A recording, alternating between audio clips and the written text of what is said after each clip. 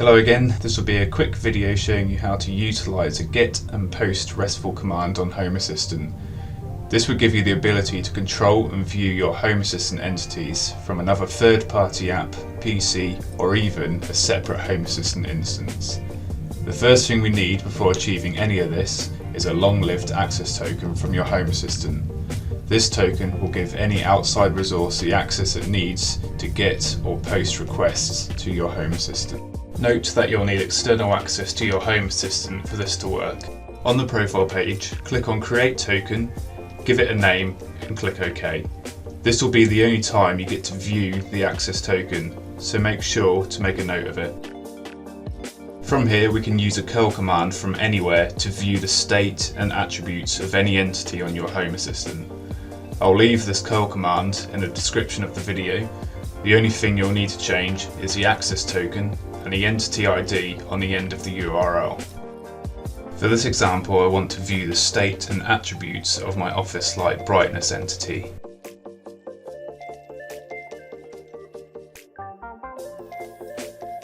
The results show what the current state is, as well as the other attributes, such as the friendly name. Now we know the get command is working, let's see how this would look on a separate Home Assistant instance. This Home Assistant does not need external access to send get or post requests. Only the Home Assistant where the data originates from will need external access.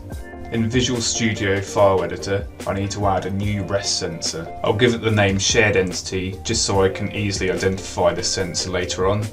We need to include the resource. This will be your Home Assistant URL where the data originates from, and include API, states, and the entity ID at the end of the URL. When Home Assistant runs this REST command, the results will be in a JSON format, so the value template, or where the entity gets its state value from, we will tell Home Assistant that the value is in JSON format, and to use a section called state for the entity's value. We also need to tell Home Assistant that there are attributes within the JSON string.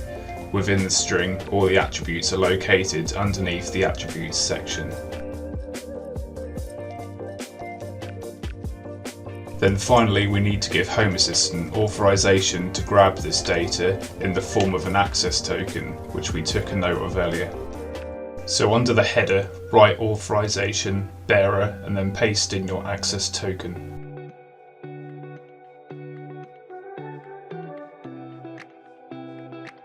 When you've completed the REST sensor config, make sure the file is saved and restart Home Assistant.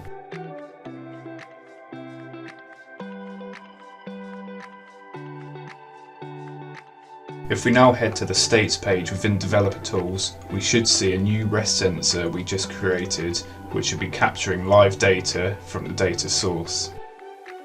Back on our main Home Assistant, we're now going to try out a post command. This will be used to control entities from anywhere outside of Home Assistant. To do this, we need a new automation. The trigger for this automation will be a webhook. This will then give us a webhook ID. You can leave this as it is or customize it however you want.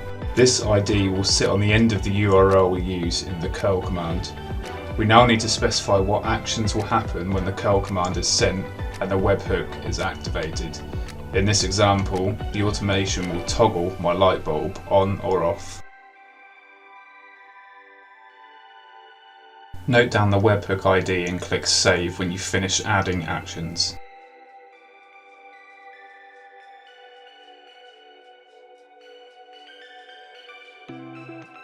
I'm testing this again using the command prompt on my PC.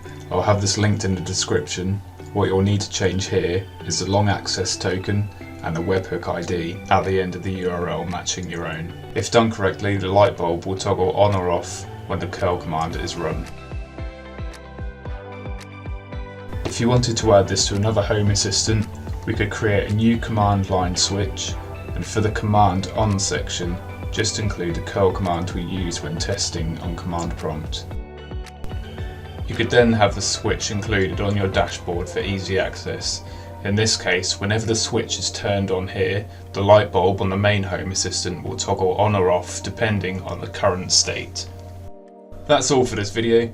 There is a lot more to cover in this topic. This was a very brief summary of some use cases.